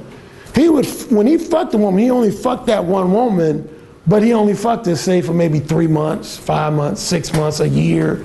Then he was on to the next woman. Then he fucked her for 3 months, 4 months, 6 months. So that's different from a womanizer. A womanizer would be a guy who's fucking multiple women. Serial monogamous is just when you go from one to one to one. Long-term non-monogamous, Do you know this faction, they did a report, some show I was watching, is probably the most heavily growing in society. Best example of this would be like open marriages, swingers, couple swappers. They said in America now there's as many as like 10 million people who are into some form of swinging, couple swapping, or open relationships. That's when you, and I'm not gonna touch too much on that because actually that's Johnny's, that's his niche, is polyamorous dating. That's the formal term for it, polyamorous dating. And then short-term non-monogamy. I would argue that out of the four, this is the one that most men are afraid of being straightforward about. Is that they just want, say, a one-night stand or a weekend fling or 2 or 3 weeks of casual sex with a woman. Why? Because they feel like most women are going to have an aversion to that. And to a degree, they're right. And I'm going to tell you why. And women, when I say this, they laugh, but then they'll usually say, Alan, that's true. Women, see, a man can have some really good pussy on a Friday night and still he could have the discipline to leave it alone. If a woman gets some good dick she enjoys in her pussy, she don't want it one night. That would be like giving me the best chicken wings you ever could cook and saying, Alan, this is only gonna be for one night. That's racist. I love chicken wings. I love chicken wings. No, but seriously, women, when they get somebody that they enjoy having inside of them, they want that guy repeatedly. So that's one of the reasons, like some guys think it's because women don't like, I've had men say, you know, I don't think women like sex as much as us. I was like, that's bullshit. I never dated a woman who didn't want to fuck as much, if not more than me, ever. All of my ex-girlfriends wanted to fuck at minimum as much as I did, if not more. The term nymphomaniac came from women. That ain't a male term. Matter of fact, a guy enlightened me at the Las Vegas Direct Dating Summit. Sasha had this guy from Chicago named James Amaro. And me and him had this long discussion. He's a very intelligent guy. He's also into polyamory, and he teaches domination submission. But he said, Alan, most guys don't know, but he said, up until the Victorian era, he said, like nowadays, you know how the media basically portrays men as like the hornier sex, like we're just walking around horny. He said, believe it or not, it was just the opposite a few centuries ago. I said, really? He said, yeah, up until the Victorian era, women were actually considered the hornier sex. But then he said, starting with the Victorian era, that's when the roles kind of changed. It mainly came from married women was getting frustrated with their husbands fucking, as they call them, loose women, promiscuous women. So then they became more of an emphasis on women carrying themselves like a conservative, prudish type woman. But yeah, when women get good dick, they want it regularly. So that's why a lot of them will have an adverse reaction to casual sex. But my thing is, if they do, so what? Because some of them will give you the impression. Oh, here's another thing, and this one I'm gonna get a little bit on my soapbox. I'll say this in my book, if you read my one. There's a lot of things that women do that I don't care for and disagree with, but there's a lot of things my own gender does, of course, that I don't like and disagree with. One big thing I can't stand that men do, but I know men do it all the time, is you pursue a woman to fuck her, and then you turn around and tell your buddy Joe and Larry, man, yeah, fuck that bitch Cindy, she's a fucking slut. But then you wonder why women want to play games and act hard to get in bed. Shit, if I was a woman, I would do the fucking same thing. Why the fuck you gonna pursue a woman to fuck her and then turn around and judge her? I'm gonna tell you as a man to man, that's fucked up. And you probably have cost yourself a lot of pussy if you've been guilty of doing that. That's at least half the reason why a lot of women play games and why they give you token resistance or resist casual sex. Because they don't want you doing, as they call it, the locker room talk. You know, now, if you got a girlfriend and she's cheating on you and fucking 5 of your best friends, yeah, you go ahead and call her. If she told you she was gonna just fuck you and be monogamous to you, but you found out, then yeah, that's a scenario where I say she deserves to have some names thrown on her. and some other similar scenarios. But for a woman that just agreed to give you some pussy because you wanted the pussy, but now you're going, I had a speaker, I'm not going to say his name because some of you might be familiar with the speaker, but he spoke at the London one. He basically said that. He admitted that that was the attitude he had. Matter of fact, he admitted it in his attempt to criticize Mo One. He basically said, I don't believe in being verbally direct about my sexual intentions. He said, number one, I don't think it works. And if it did work, that would make me look at a woman as a slut. Or he said slag, actually. He said, any woman who would give me the pussy from me directly telling her I wanted the pussy, he said, I wouldn't respect a woman. Man, let's just say I got my revenge on him on stage. But so if you're guilty of doing that, you need to realize you're contributing to the duplicity of women. What does duplicity mean? Anybody know what duplicity? Johnny, don't answer everything. One of you guys, you know what it means for a woman to be sexually duplicitous? Because I use that term a lot. One of my female friends, she said, Alan, there's two words you love that start with a D, is disingenuous and duplicitous. Disingenuous, of course, just simply means phony, insincere. Duplicitous, which is what a lot of what I would call game playing women do, and this is what I get into in the book I have here, Who Said Again. It's about women's social programming. And, well, I don't want to go there just yet. Whatever I don't finish with this, because I'm actually going to cut my presentation off in about 10 to 15 minutes, and I'm going to open it up for question and answer. But I will be up here again tomorrow night for another hour and a half. So some of the stuff I'll get to tomorrow. But just real quickly on sexually duplicitous women. A sexually duplicitous woman is simply a woman who publicly acts like she's this innocent, wholesome, conservative, good girl. But privately, when you get her behind closed doors, she's just a wild, kinky animal in bed. But she doesn't want to show you that side too quickly or too easily because of related with what I was talking about. She doesn't want to be judged. And that's why a lot of women give those theatrical reactions like, you know, I don't believe you're talking to me that way. I'm not any type of hoe or slut. Because what that comes from, most women are socially programmed. These are two words I use a lot in my workshops. Social programming. Most women are programmed to present themselves as a good girl. Because most mothers believe that's the only way their daughters will find a long-term boyfriend or husband. Fathers, of course, contribute to that.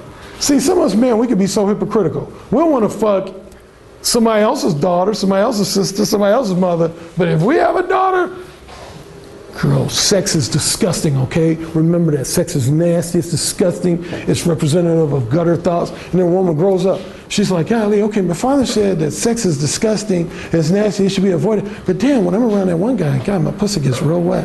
And I do want to give him some pussy. But no, my mother and father said I need to be a good girl and keep my legs crossed. But God, that guy makes me just want to get on my knees and suck his cock. So they developed what's called internal conflicts. And if you read that book, I talk about that. Have you ever seen a cartoon where you have the angel on one shoulder and the devil on the other? You've seen that in a lot of cartoons. If you haven't, basically saying there's a voice of reason talking to you and a voice of temptation talking to you. I say with women, they have a social programming voice, then they have their raw hormone voice. And so when you're going to get that reaction, those theatrical reactions, that's because in that woman's mind, that social programming voice is saying, hey, Linda, remember, you're a good girl. You're not supposed to be letting a man talk to you in an X-rated manner and talk to you in a real seductive manner. But then a raw hormone voice is saying, well, shit, I like what he's saying. He get my pussy wet. And then it's like back and forth, this voice, this voice, this voice. And that's when they start giving you those theatrical reactions, testing your balls. Another thing I want to touch on before I get to the question and answer, I was telling some of the guys I was speaking to before the presentation, one of the things I emphasize also in Who Said Again is what you're listening to, the power of the voice. A lot of guys want to say, man, my sexual tool is right here, man. This is how I get the ladies. That's bullshit. Your dick only has an impression on a woman after you fuck her. But from the time you meet her, up until the first time you fuck her, it's about your, well, it's a number of things. I'm not gonna say it's only these things, but I would say for me, it's about your voice and your conversational skills and the size of your balls, figuratively speaking. Your voice, your conversational skills, and the size of your balls. Here's the biggest testament to how the voice, and I talked about this at a couple other workshops. Women have paid me to have regular and semi-regular phone sex with them. Some of the women I've had phone sex with had not seen me yet. Think about that. So that just lets you know you don't have to be an outstandingly handsome guy. I could have been the Hunchback of Notre Dame. I had a woman, I told the story in Las Vegas, I had a woman call me from a temp agency. She had no clue what I looked like. But we were talking and she kind of opened the door for us. She said, Mr. Currie, can I tell you something? I said, sure. And then she quickly said, nothing. I said, no, tell me. And she went, nothing. I said, come on. She said, okay, you have a very nice phone voice. Now, in my more conventional days, I want to just say, oh, thank you, and continue with the conversation. I said, I bet my voice gets your pussy wet, doesn't it? She said, oh my God, I don't believe you said that. Oh my God. I said, okay, you through getting all theatrical on me? I said, now tell me, you want to play with your pussy right now for me, don't you? And she says, I can't believe we're having this conversation. Oh my God, she's still freaking out. But I just was still relaxed. I said, no, seriously, tell me, go ahead and say that. Say, Mr. Currie, your voice gets my pussy real wet. She said, Mr. Currie, your voice gets my pussy real wet. I said, say it again. She said, Mr. Currie, your voice gets my pussy real wet. I said, say it again. I told you I let her say it again. She said, your pussy gets my voice so wet. Next thing you know, she was playing with her pussy in the office. And this was the thing, and this is where I'm gonna ask Beth, my assistant, to come up. I want to demonstrate something. Because now I can take a joke, and I can take people impersonating me and teasing me. As long as, if you're gonna impersonate me though, be on the mark. But when I was in Vegas, a couple of the other speakers and maybe a couple of other attendees, they kept telling me that they had this impression that they said, Alan, I can't just walk up to women like you do. I said, well, number one, how do you think I walk up to women? Oh, you go up to women, you say, hey, I want to fuck you, silly. I was like, where did you see that? What video did you see me do that on? I said, well, we didn't see a video of you doing it, but I mean, just like kind of from reading your books, we just, and another guy said the same thing. I think one of the speakers, he got on stage and did some brief impersonation where he said, or you can be like Alan Roger Currie and be like, hey, baby, I want to get all in your pussy. I was like, what the fuck? I mean, it was mainly said in a humorous, again, I didn't get too agitated by it, but that's so far from, so what was mind-blowing to a lot of guys in Vegas was when I showed them how I do. And what I do is when I approach a woman, and I talk about this in the book, the first thing I do before I approach a woman is I size her up. I look at her body language. Because women, generally, I would put their body language in three categories. They're either going to have receptive body language, indifferent body language, or non-receptive body language. It's going to fall in one of those three: receptive, indifferent, or non-receptive. How do you know that for sure? When you approach a woman, you want to first get in what I call her space. Most body language experts say the 3-foot radius that surrounds us is our space. So if I get less than 3 feet of her, now I'm in her space. At this point, she's going to do one of 3 things. And this is what I pay attention to. And this determines what I say, how provocative I might get, etc. If I approach a woman, I get in her space, and her first reaction is to take a step back or lean away from me, that means that something about my presence or what I've said up to this point makes her feel uncomfortable. She's either at maximum, she's just not attracted to you, she's not interested in you, or at minimum, again, you said something or did something that makes her feel uncomfortable. So in that situation, I wouldn't even, 99% chance, I'm not gonna say anything really X-rated or risque. If I get in her space and she just basically stays in the same spot, she doesn't move closer, she doesn't move away, she just stays, that's when I would call that the indifferent zone. That means there's a 50% chance she could be interested in you, 50% chance she's not. She wants to hear more from you that's gonna solidify her decision. Now here's when I know I got a bingo. If I get in a woman's space and she either A, moves closer to me as I'm talking, like some guys will ask me, they'll say, Alan, I've seen women criticize you, but you look like you're unfazed. You look like it didn't affect you at all. I said, what else did you notice other than her criticize me and insult me? And they won't know. I'll say, did you notice as she was criticizing me, she was actually moving closer to me? Who does that? So if a woman moves close to me or she lets me, if a woman lets me talk to where I can talk to her in her ear, that's where I do most of my X-rated talk. It ain't no, hey baby, my shit is more like, you know, we need to hook up. We need to hook up next week or two and suck on your nipples and slide my hard dick all in that pussy. Love a hard dick in your pussy, don't you? Mm-hmm. Say yes, sir. Now, I know this is embarrassing her, but she knew she was gonna do some role playing. But yeah, seriously, that's how just about all my dirty talk is I'm this close. I'm never talking dirty to a woman from here, like, hey baby, I want you to suck my dick. No, my shit is like, I want you to slide my dick all in your mouth. Just fuck your mouth. Say, I love having my mouth fucked. I love having my mouth fucked. Say it again. I love having my mouth fucked. Did you hear me say it again? Say it again. That might just sound like a phrase you can have. See, thank you, Beth.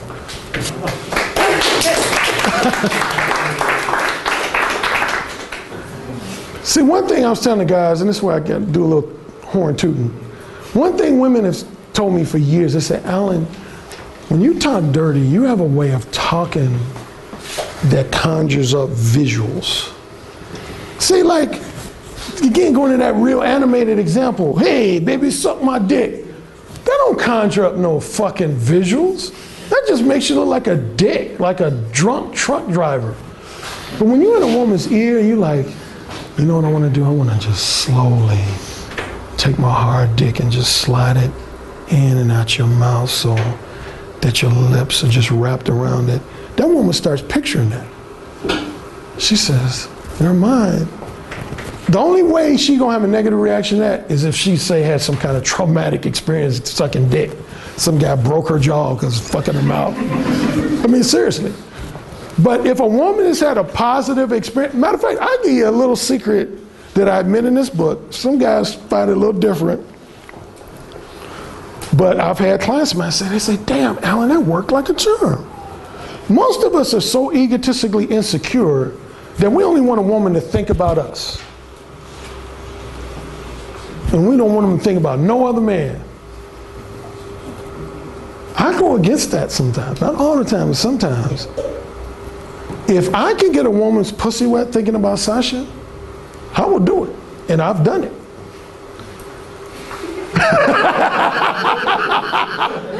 No, really. Like, let's say I meet a woman and she's, you know, because see, if I haven't fucked her, yeah, I could get her turned on, but she doesn't have a reference point. Now, once you fucked a woman, at least once she has a reference point. But if I haven't fucked her, let's say this woman I meet is a Brad Pitt fan. I just want her to think about fucking, period. I want her to visualize getting fucked. It don't necessarily have to be with me, so I might say to that woman, I might say, so I see all these posters in your apartment. You love Brad Pitt, don't you? She say, yeah, Brad Pitt, God, he's so fucking hot. I say, is he? You just love him, don't you? Oh shit, I love him. I bet you love to suck his dick on you. Hell yeah. Good. No, really. I bet you just love to have Brad Pitt just take his dick and just put it in your mouth and just, and sure enough, they'll say, yeah, I love him. I say it again. So I love to have Brad's dick in my mouth. I love to have Brad's dick in my mouth. Now I got them thinking about sucking dick now. I ain't got them talking about sucking my dick yet. But who's in the room with him, me or Brad?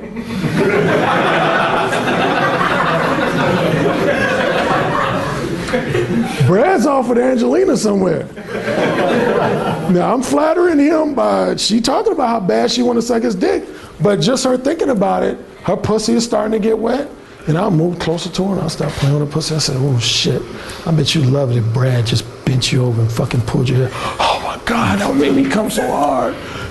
Now I'm finger fucking her pussy. Then I just slowly transition to, you love Brad Pitt, but whose finger's in your pussy? Yours. Say it again. Yours. Seriously, I've told guys that, well, they read it in there, and some guys I've told, and a couple of them, they thought it was like crazy. Man, I'm not gonna have a woman talk about another guy. Then a month later, damn, Ellen, fuck, man, like this one chick, like, first I got pissed, she kept talking about her ex-boyfriend, right? And I'm like, man, why don't you quit talking? Then I thought about what you said, so I said, yeah, your ex-boyfriend, I bet he used to fuck the shit out of you. And he said, the girl was like, well, yeah, he's a jerk, but yeah, he used to fuck me real good. He said, he was like, say it again. She's like, my ex-boyfriend used to fuck me real good. And he said, next thing you know, she started getting turned on. And then, but of course, once his dick was in her pussy, he was like, but whose dick is in your pussy? Yours. Question is answered.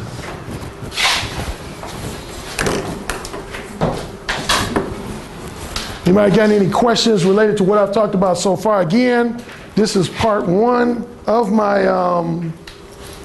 presentation. I will be talking for roughly another hour, hour and a half tomorrow night here on day 2.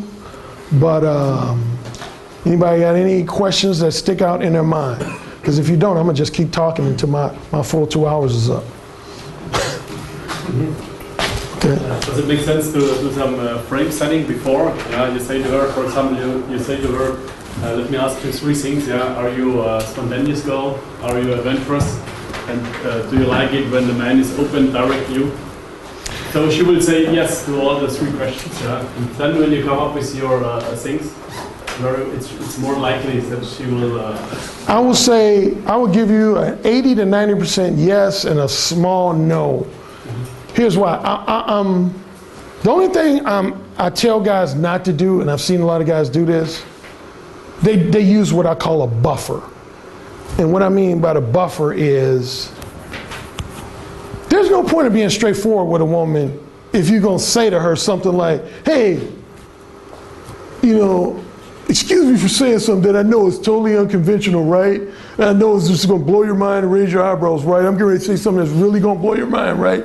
But here it is. You know, I wanna put my dick in your mouth. See, when you say stuff like that, what you're saying is, I normally don't talk this way, but I read this guy, Alan Currie's book, and like he said, be real bold. Now I want you to know, if you end up rejecting me, this really wasn't really me talking. That was just some stuff I learned from the book. No, seriously, I've known guys to do that. There was this one friend I had, he would do that. He would tell women he was about to say something bold and straightforward, and then he would say something bold and straightforward, but that takes the effect away.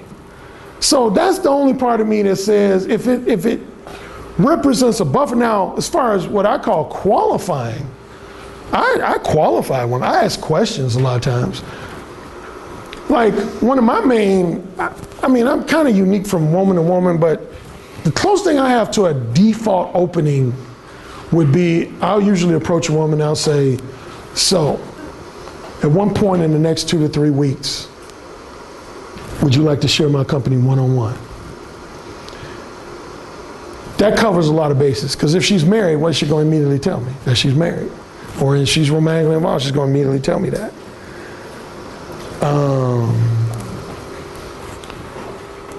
So, and some guys ask me specifically, they say, well, Alan, why don't you ever say to a woman, like, you know, so why don't you hook up with me like in the next couple hours? You'll read this in my latest book, The Possibility of Sex, but one thing, I've had a lot of same-day seductions, but here's the most interesting thing. Most of my same-day seductions were not planned to be same-day seductions, at least on my part. I never want to come across a woman like I'm over anxious to fuck her. Matter of fact, I tell a funny story. Well, you're going to read this if you read my latest book.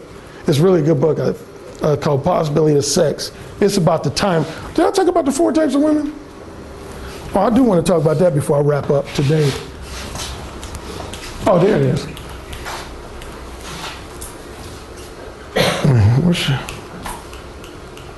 I say every woman you interact with is going to fall into one of these 4 categories. One of these 4 categories. There's 2 that I call your upfront, straightforward types, and 2 I call your more tricky, manipulative types. Reciprocators. A reciprocator would be a woman that if I approached Beth and told her I was attracted to her, I thought she was sexy and I wanted to fuck her, she's gonna be like, shoot, let's make it happen. She ain't gonna give me no resistance, she ain't gonna give me no criticisms, none of that. She knows she's attracted to you and she's down. Rejectors. Those are women, you approach them, you let them know you want to connect with them, they're just going to straightforwardly tell you, no, I'm not interested. And see, here's the problem. This gets into the whole direct versus indirect argument. I know there's a lot of indirect guys want you to avoid these. They think these are the worst women in the world, is the rejectors. That if you get rejected, that means you did something wrong. I'm one of the few that say, no, you didn't. You know, I hear guys say, hey man, Alan, you know, I was at the club and I used mode 1 on like 10 women and it didn't work. I said, what do you mean it didn't work? Well, I mean, I didn't go home, I didn't fuck any of the women. I said, did you tell them straightforwardly that you wanted to fuck them? Yeah. Okay. Man, like, but I mean, it didn't result in them giving me the pussy. I said, do you think every woman you approach is gonna open their legs for you and give you the pussy? Do you really think that? Matter of fact, in my book, which a lot of my readers give me credit for, most guys, when they write books, they give you hype, like subtitles like, you can seduce any woman you want. I tell guys in my introduction section, I say, when you start being mode 1, you're going to be harshly criticized more than you ever have in your life, and you're probably going to be rejected more quickly than you ever have in your life. I let you know that up front. Rejection is not a bad thing. If a woman is genuinely not interested in you, I don't look at rejection as bad. The other guys may, but I don't. The only time I look at rejection as a bad thing is when a woman gave you signs that you had the potential, but because you didn't demonstrate your balls, you fucked it up. But those are 2 straightforward types. Reciprocators, rejectors. One more point I'll say about that, I emphasize this in Vegas. No one complaints I get from women. They'll say, Alan, I love your mode 1, but some guys, they'll in their own way try to be mode 1 with me, but when I tell them straightforwardly that I'm not interested, they'll just think they need to be more persistent. There's a difference between resistance and rejection. Anybody work in sales here before? Did they ever tell you that when they did like sales seminars? Because I know when I've worked in sales, they always tell you to recognize the difference between resistance and rejection. If a woman looks you dead in your eyes and says, I'm not interested, or I'm not interested in sharing your company in a romantic or sexual manner, and even more so, her body language supports what she's saying, she's serious, she's not interested. That doesn't mean kick it up a notch and be more persistent. Resistance would be when a woman just gives you a slew of criticisms, but she's never making an attempt to end a conversation. Something I experienced a number of times. Like when they say, you know, you're so full of yourself, I can't believe you're talking to me that way, and blah, blah, blah, blah, blah. But yet they moving closer to you. They ending the conversation. That's when you become more persistent. But if a woman tells you straight up, baby, leave me the fuck alone, leave her the fuck alone.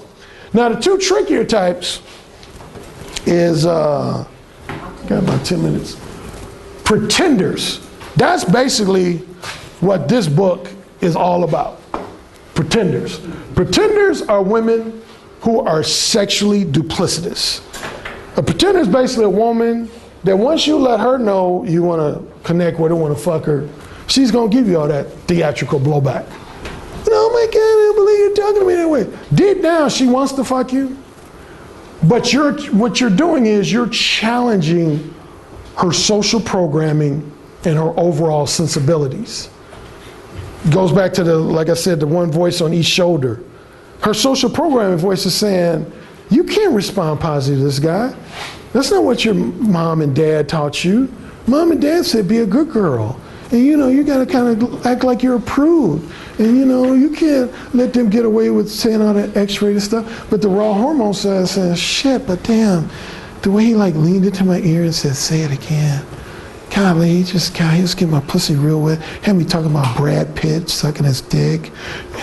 But damn, my mom, my dad said sex is disgusting. I should avoid sex until I get a husband. I say, fathers do that fucked up shit. Like their daughter's supposed to just turn it on when they get married. Sex is disgusting, it's horrible. You get warts if you have sex. But when you get married, please your husband. Mothers, thank goodness, the vast majority of mothers don't do that to their sons. My mother just said, son, make sure you got condoms. Pretenders, they are sexually duplicitous. It ain't all their fault. I blame a lot of it on their parents.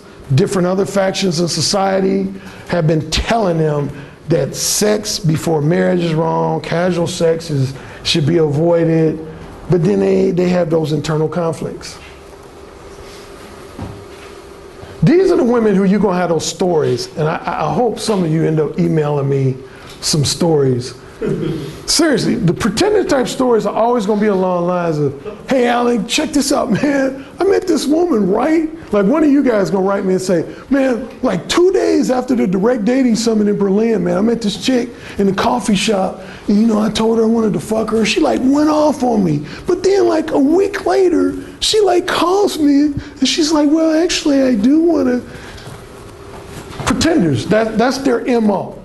I got so many pretender stories, I could have you here for like 25 hours talking about just different, but that's their thing. They're gonna initially resist you, they're gonna criticize you, they're gonna insult you, but either later on that day, a few days later, a few weeks later.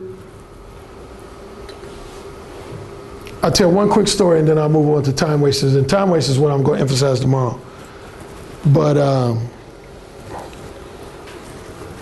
I was in college and I had a TA, or a professor's assistant, and we were talking about handing in this paper, and she had this nice ass. So I said, damn, your ass is tailor-made for doggy style. She flips the fuck out. What? What did you say? Oh my God, that is disgusting. I can't believe, do you know I'm your instructor? I'm your professor. I said, no, you're assistant professor. You're a professor's assistant. You're not a full-fledged professor. She said, but if I tell the main professor what you just said to me, you can face some consequences.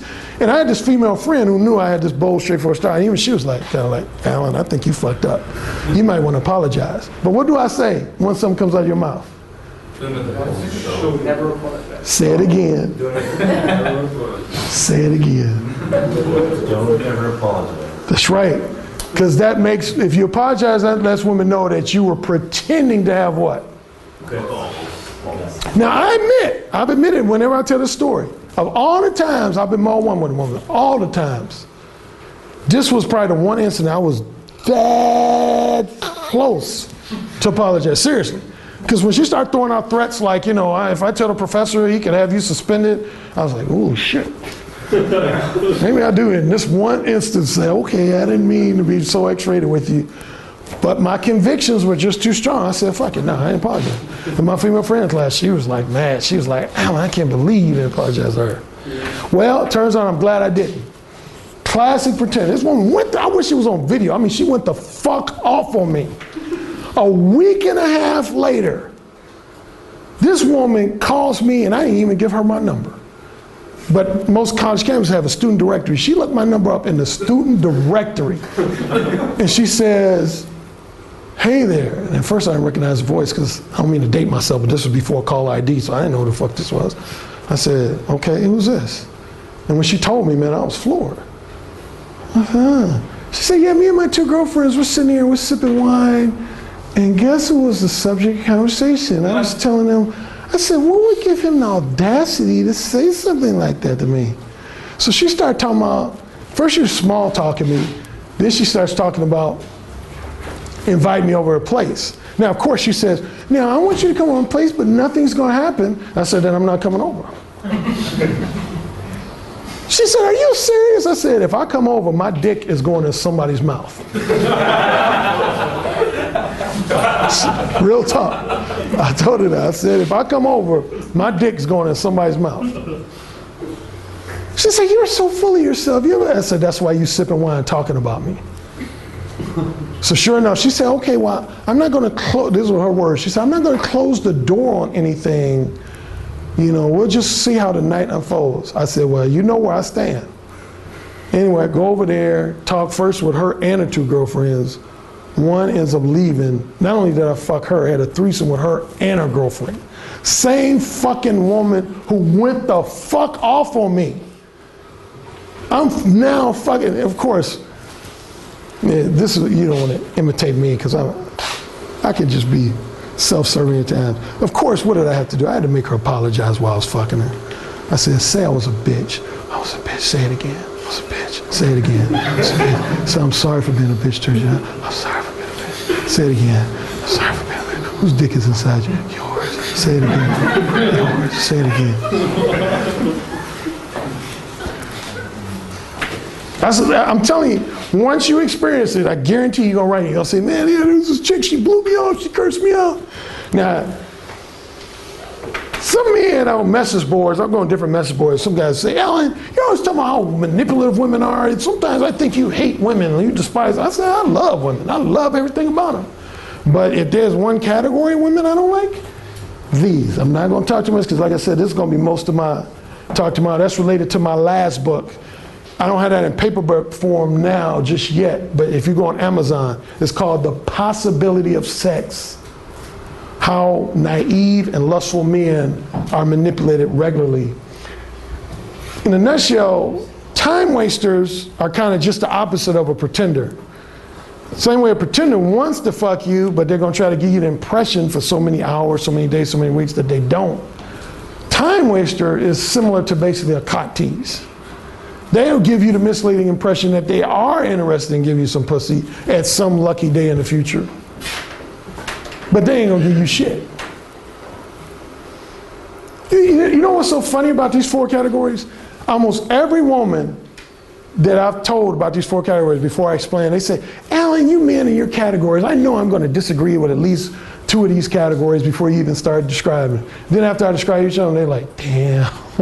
They're like, I fall into all 4 of those categories. Like these 2 women in Vegas, for example, they told me this was their reasons for falling into each one. They said, Alan, okay, this one woman, her name is Janet. She said, I'm a reciprocator when I meet a guy who expresses interests that are simply on the same page as mine. If like he wants a long-term relationship, I want a long-term relationship, or he wants a weekend fling, I want a weekend fling. She said, that's when I'm gonna be a reciprocator. She said, a rejector, that's when not only am I not interested in a guy romantically or sexually, but I don't even want to be like platonic friends with him. I'll be just a rejector. She said, pretender is when I'm interested in a guy, but we're not on the same page. She said, for example, I want long-term, but he wants short-term, or I want monogamous, he wants non-monogamous. She said, I'll usually spend a few days, a few weeks pretending like I don't want to fuck him, but inevitably I end up giving him the pussy. And she said, time waster, and a lot of women have echoed her description, and she said, when I'm a time waster is when a guy is very flattering, very entertaining. Remember those adjectives from Mode 2? She said when a guy is flattering, when he's entertaining, when he's financially generous, I'll give him the impression, I won't tell him I will fuck him, but I won't specifically tell him that I'm not gonna give him any pussy. I'll just keep things very vague and ambiguous, keep him guessing, hoping for that lucky day. But the reality is, 99.999% of the time, that lucky day never comes. She just wants to be flattered, she wants to be entertained, she wants you to spend some cash on her, she ain't trying to give you no pussy. The only woman I've ever had disagree with these 4 categories, some of you might be familiar with this woman, she's one of the few female dating coaches in the industry, Kezia Noble. I interviewed her on my radio show, and she said, Alan, there's no such thing as a time waster. I said, yes, there is. Oh, there's my buzz. That means I got just 5 minutes.